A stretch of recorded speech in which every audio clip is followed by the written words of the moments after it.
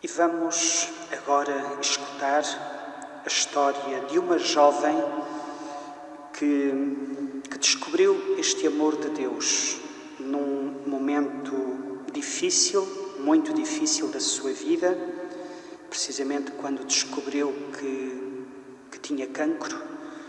Uma jovem com 22 anos, uma jovem italiana, mas que naquela altura, ao longo da sua doença, ela foi descobrindo de uma forma muito clara que Deus a amava, apesar de tudo, e precisamente naquela situação, Deus ia-lhe dando muitos sinais de que a amava, e ela, podemos dizer, converteu-se a Deus, converteu-se ao seu amor e aprendeu a viver esse amor a Deus mesmo nessas circunstâncias muito complicadas da sua vida. Vamos ouvir a história desta jovem que nos vai ser relatada também por duas jovens. Carlotta Nobilé foi uma historiadora da arte, violinista, escritora e blogger italiana, personalidade poliédrica de artista e estudiosa, que se contava entre os mais apreciados jovens violinistas italianos do seu tempo. Em outubro de 2011, quando tinha 22 anos, foi-lhe diagnosticado melanoma. A reação inicial foi ficar zangada por aquilo que ela entendia ser um erro irracional e injusto do destino, diante de uma vida sempre dedicada ao estudo e à disciplina de si. Em poucas semanas, como a própria Carlotta confidenciou às pessoas mais próximas, o seu estado de ânimo passa de pergunta furiosa do porquê a mim à do porquê não a mim, diante da constatação do sofrimento de outras pessoas, sobretudo crianças, com a sua mesma doença. Faz os tratamentos que são possíveis e é submetida a várias operações, prosseguindo paralelamente a sua carreira musical e artística, alternando-se muitas vezes entre hospitais e concertos. Dela dirá Sandro Cappelletto, no jornal La Stampa: quanto mais os tratamentos a esgotavam, mais os diagnósticos faziam prever o momento da despedida, mais a música se tornava a sua rebelião contra o destino, a sua verdadeira vida, e nunca com descontos de qualidade. No mês de abril de 2012, abre uma página do Facebook e, no mês de agosto, um site, ambos anónimos porque, como escrevia a uma amiga, 6 meses antes de morrer, odeio sentir que têm pena de mim, odeio quem acha que estou fraca, eu nunca me senti tão forte como agora, e posso viver ainda 100 anos ou 10, mas agora amo a minha vida, agora mais do que nunca, e não quero que o cancro me pare, de modo algum, só quero que me faça crescer, só quero que me forme. Este gesto era uma forma de sublinhar a sua disponibilidade artística e humana, generosa para com quem pede palavras e conforto. Gosto muito de comunicar, escreve ela. Faço-o desde os meus 4 anos com o violino. Depois comecei a fazê-lo também por palavras. Deste modo, dá vida a uma comunidade de milhares de pessoas que, como ela, estavam marcadas pela dor e pela fragilidade física, que se reconhecem nos seus pensamentos e nas suas reflexões, encontrando aí apoio e ajuda moral. Faz uma leitura bastante particular da doença, diferente de todas as que normalmente atravessam a internet. Não olha para os sintomas ou para os tratamentos, mas sobretudo para um percurso interior de aprofundamento e de cuidado de si, fruto de uma análise fria e lúcida dos efeitos e das reações profundas que a patologia, bastante séria e difícil, desencadeia na psique de quem tem de a enfrentar. Eu já nem sequer sei quantos centímetros de cicatrizes cirúrgicas eu tenho, mas tenho tanto amor por eles, um por um, cada centímetro de pele cortada, que nunca mais volta a curar. É neles que se encaixam as minhas asas. A personalidade e a natureza de Carlotta sempre foram complexas, multifacetadas e atormentadas desde a tenra idade. De todos os seus escritos transparece uma visão dramática da vida e da sua existência. Ainda que muito breve, o seu extraordinário percurso de crescimento nos últimos anos, dominado pelo cancro, permitiu que acalmasse o turbilhão interior que a caracterizava e guiá-lo para a luz. A consciência da coragem e da luta nasce, efetivamente, primeiro como uma construção laica, como sentimento forjado pela educação e pela cultura, e depois, 3 meses antes de morrer, transforma-se numa inesperada recuperação religiosa na ótica de um abandono total à fé, vivida como fonte de serenidade há muito e desde sempre procurada em vão. A partir de 4 de março, a Carlota, de repente, quando despertava de uma crise cerebral, recebe a graça e o dom da fé, uma fé férrea e muito intensa em Nosso Senhor Jesus Cristo e na obediência à sua Santa Igreja, capaz de veicular para o transcendente as suas conquistas interiores e o domínio sobre a doença e sobre a sua fragilidade humana, conquistado com tanto esforço e tanta disciplina. Foi como se lhe tivesse sido atribuído um prémio, por um modo de enfrentar um destino tremendo com dignidade e coragem, abrindo-se aos outros e oferecendo sempre, em todas as condições, um sorriso, amor, esperança e confiança. E virá a ser uma alegre sublimação da dor até ao fim, durante aqueles 3 meses e meio que restam. Fui curada na alma, num instante, num dia qualquer, quando despertei de uma crise. Abri de novo os olhos e era outra, e isto é um milagre. Continua a Carlota no poço já citado, e num pequeno instante compreendes que foi precisamente aquele cancro a curar a tua alma, a trazer a ordem de volta àquilo que é verdadeiramente essencial na tua vida, a dar-te de novo a fé, a esperança, a confiança, o abandono, a consciência de te teres tornado aquela que, ao longo de toda a vida, quiseste ser com todas as tuas forças e nunca tinhas sido, uma mulher serena.